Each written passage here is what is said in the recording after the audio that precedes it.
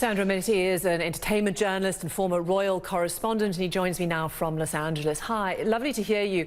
Lovely to see you. If all families are complex, especially ones that have conflict or broken relationships, this was such personal family stuff. I want you to take a listen. I feel really let down because he's been through something similar. He knows what pain feels like. And Archie's his grandson. He's talking about his dad, the future King of England, Prince Charles. Why do you think the Duke and Duchess gave this interview, gave so much, went so public? They clearly had a lot to get off their chest, and if this interview was a boxing match, it would have been stopped halfway through to save the royal family from further punishment. Meghan came out throwing punches, Harry added a few haymakers of his own at the end, and it was a knockout. And yes, the trailer, it wasn't all in the trailer. There were some amazing revelations. All hail Queen Oprah for getting a great interview. There's clearly so much pain, so many hurt feelings. How much then was this about Oprah's moment as well as the Duke and Duchess's? She's very skilled at empathy and getting people to open up, and I think there are very few interviewers on the planet who would have got such a reaction. The most poignant moment of the interview for me was seeing Meghan talk about the deep level of her pain, and no matter if you're Team Queen or Team Meghan, anyone could not fail to be moved by that emotional outpouring. And yeah, we'd heard these rumors for years, but to actually hear Meghan herself voice it and then Harry share his feelings as well, that was an emotional gut punch. So who was the audience then? And I've asked this of other guests as well.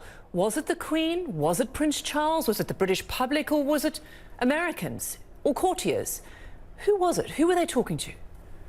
They were talking directly to the royal family. This was payback.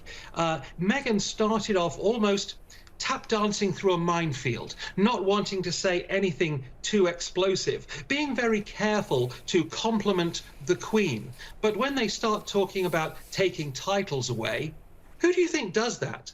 The Queen is the ultimate boss. So to me, this was almost an act of war on the royal family. The relationship is fractured. This was blowing it much further apart. There's clearly a lot of bitterness and resentment, but their pain was so real and conveyed so well. This is a turning point in history for the royal family. They may need to change their entire policy of answering these things because they have so many questions to answer.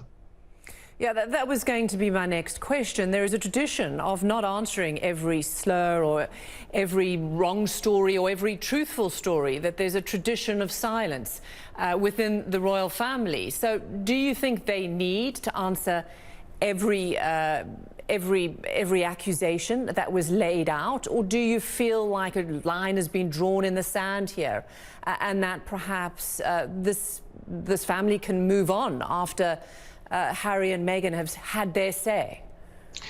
That policy has worked for the royal family for the most part, except in 1995 with the bombshell Princess Diana interview, and now in 2021 with Meghan and Harry talking to Oprah.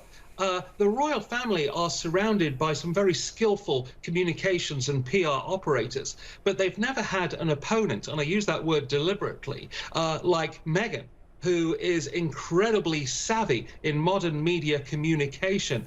This is a war, and it's interesting to find out who's going to win it. So do you think there will be another salvo then from the royal family? Some in Britain, there are many people only waking up to the details of this interview.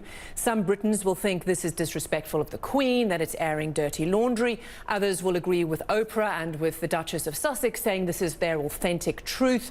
In many ways, is this about trying to bring down the monarchy, about burning the house down? This is the grandson of the Queen who's making these very, very tough accusations about the very family that he comes from. It's Shakespearean, it's dramatic, it's operatic, and yes, there were clues in the interview itself about what might happen next. Meghan talked about the British tabloids being invited to the palace. Now, you might see that as an opportunity to build bridges rather than seeing the media as the enemy. But when they were talking about all the stories that have come out being negative about Meghan and Harry, who do they think is the source of those stories? It would be really interesting because Buckingham Palace is leaking like a sieve. Who in the royal family and in the senior royal family is the source of all these stories? I thought that as good as Oprah's interview was, we didn't quite get all the names. So it gave us so many answers, but it left us with an awful lot of questions as well. And there's so many bad ones for the royal family to answer going forward. I think they will use the press in whatever way they can to hit back. Sandro Monetti, good to speak to you. Thanks so much for your expertise and opinion. God save the Queen.